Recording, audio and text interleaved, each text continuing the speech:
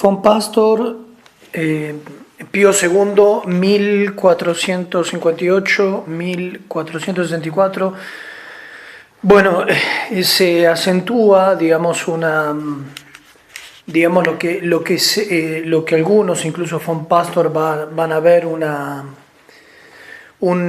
digamos, como un preludio, por así decirlo, un antepasado muy cercano, hablamos del 1461 más o menos, de lo que fue la revolución que se dio entre algunos príncipes con respecto al diezmo, que personalmente el cardenal Besarión, mandado por el Papa, quiso poner paños fríos, diciendo que justamente lo que el imperio tenía que hacer, que a eso se había concordado en el encuentro en Mantua, era engrosar, digamos, un ejército, lo cual obviamente se necesitaba el dinero para pagar contra los turcos, digamos, ¿no? Bueno, también, bueno, de amigar, digamos, a Hungría con el imperio, etcétera, ¿no? Bueno, estas cosas ya las habíamos comentado. Y bueno, acá habla de dos personajes muy importantes. Uno es Sigmundo de Tirol, este, con un personaje bastante oscuro, que va a ser Gregorio Heimburg, que va a terminar con graves censuras, ni siquiera se la van a levantar. Obviamente una persona que buscaba por todos los medios canonista, una persona que sabía mucho de leyes, para ir contra la supremacía del Papa, digamos, digamos, su poder sobre incluso de los concilios, todo esto que ya vimos que después de Basilea y Constanza se quería, digamos, tomar para escudarse ante ciertas pretensiones de la curia romana, digamos, ¿no? Bueno, Sigmundo de Tirol, el problema es justamente con un gran cardenal, Nicolás de Cusa, quien fue teólogo, filósofo, astrónomo y matemático, ya se lo conoce, que tenía en la zona del Tirol su obispado, el obispado de Brinxen, eh, toda la zona que hoy se conoce como Bresanone, en Italia, toda esa parte que luego de la Primera Guerra quedó anexada al territorio italiano, con el nombre de Alto Adige, que antes se llamaba el Sud Tirol, digamos, ¿no? Bueno, así Sigmundo de Tirol era un hombre que poseía, un hombre de unas costumbres depravadas totalmente, morales y de todo tipo. Y justamente el cardenal de Cusa era un hombre que quería aplicar la reforma, buscar una reforma en sus territorios, en la cual también era señor temporal, etc.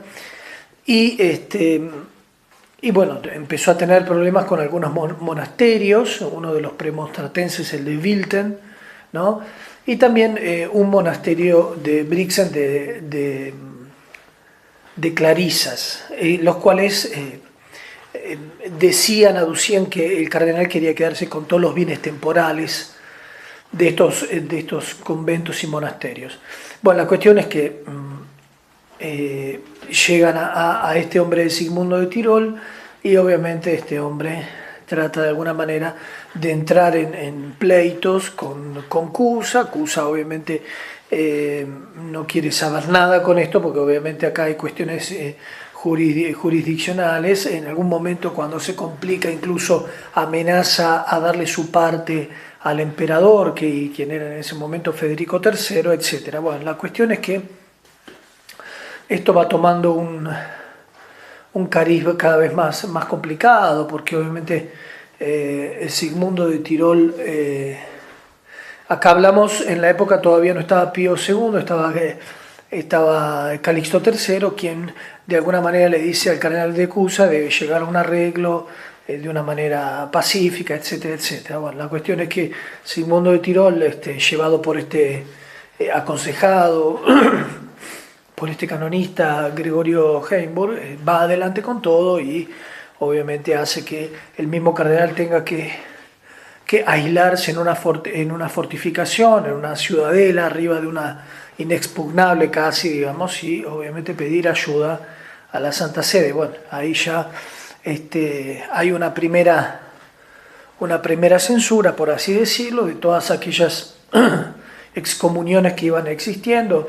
Obviamente el clero de Cusa tampoco estaba muy contento con él, etcétera, y muchas veces se aliaba con todos estos descontentos con Sigmundo de Tirol, ¿no? Bueno, la cuestión era que la cuestión iba muy adelante, finalmente muere Calixto III y al subir Pío II, que era considerado más alemán que italiano, preocupado del pueblo romano, pero bueno, en fin, en estas cuestiones pudo ayudar, pero hasta un cierto punto, porque obviamente Gregorio de Heimbur asesoraba de una manera que iba contra las prerrogativas del Papa y de la Curia romana, ¿no? Siempre pidiendo un concilio, apelando al futuro Papa, diciendo que el Papa estaba mal informado, de que quien había censurado era un Papa mal informado y apelaba a un Papa bien informado. Bueno, todas estas cuestiones leguleyas, digamos, que trataban de salvar a los príncipes de su vida desordenada y de su avaricia, porque se juntaba obviamente un montón de cosas, ¿no? Volvió a mandar Pío II a una Alemania del Alto Imperio, ¿no? Estamos hablando ahora de los electores de Maguncia, un tal Dieter, ¿no? Dieter se escribe, creo que debe ser Dieter de Eisenburg, que digamos el elector de Maguncia, arzobispo, y quien trató de convencer a varios, al del Palatinado, por ejemplo, al de Wurzburgo, y en algún momento Enrique de Hesse, también o de Hesse me parece que debe ser, si no me equivoco, se plegó. Bueno, ya muchos de estos ya vemos que son ciertos antepasados de los que van a estar dentro de la revolución que va a causar Lutero un poquito más de 50 años después, ¿no? Bueno, esto es eran hombres, obviamente, como dicen, que no tenían problema de pagar el diezmo, sino que justamente eran avaros, tenían una vida totalmente desordenada. También hay que tener en cuenta que, como dijimos, estaba toda devastada Alemania, ya el Papa había hecho algo, había ayudado al mismo impotente emperador Federico III, porque había problemas entre la familia, los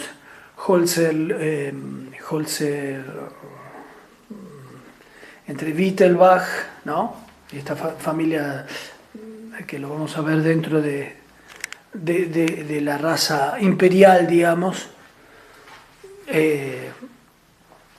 Hohenzollern, y después obviamente en otras que devastaban las comarcas, etcétera, ¿no? Bueno, en un momento por Sigmundo de Tirol va incluso a influir la misma Venecia, porque obviamente en estas excomuniones también que se mandaban todo tipo de decretos y breves a todos los príncipes que tenían que luchar contra el censurado, que obviamente no tenía que comerciar ni siquiera con ellos. Bueno, la cuestión es que todas estas dos cuestiones, el de Maguncia y el de Sigmundo de Tirol, el primero va a quedar prácticamente aislado, porque obviamente hay ciertos intereses en estos personajes que lo van a dejar aislado. El Papa en un momento va a mandar un emisario secreto, y su principal oponente dentro del capítulo de Maguncia, de su diócesis, lo nombra como cardenal, lo nombra como nuevo arzobispo, y empieza, digamos, una lucha que al final va a terminar con el sometimiento de Dita con a contracambio un pequeño territorio para él. Él entregó la espada de elector arrodillado delante del nuevo, que es Andrés de Nassau, ¿no? La familia Nassau, muy famosa, más adelante. Entonces,